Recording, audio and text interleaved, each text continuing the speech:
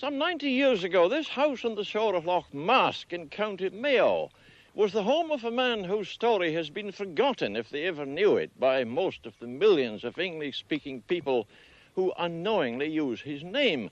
And this house and its estate were the scene of a struggle the like of which had never been known before, a struggle which was watched hopefully by the oppressed Irish and apprehensively across the water by Whitehall.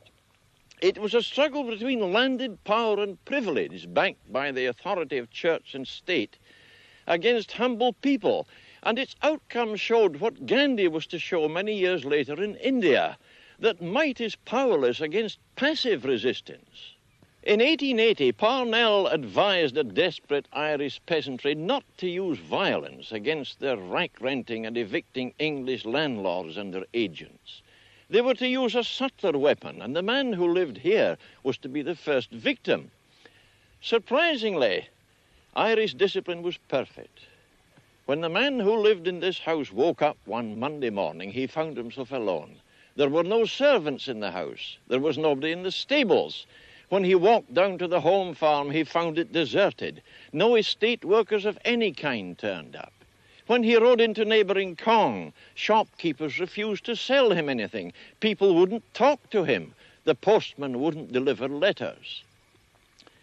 When the crops were in danger of rotting in the fields, Lord Erne appealed to authority, and authority acted swiftly and purposefully. 40 Orangemen were brought down here from Ulster to bring in the crops. They were escorted through a wandering and derisive countryside by a strong force of red-coated English cavalrymen, fully armed, whose tents filled this park for weeks.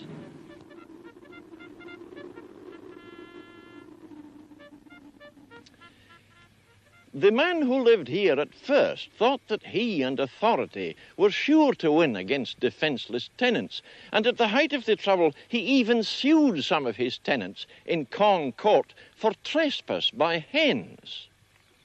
But his defenceless tenants had a whole countryside behind them, and when the land agent walked out of Cong Court, the town band played the Dead March.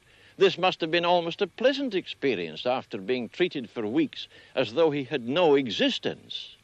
In the end, even he gave up. You can't go on living in a social vacuum.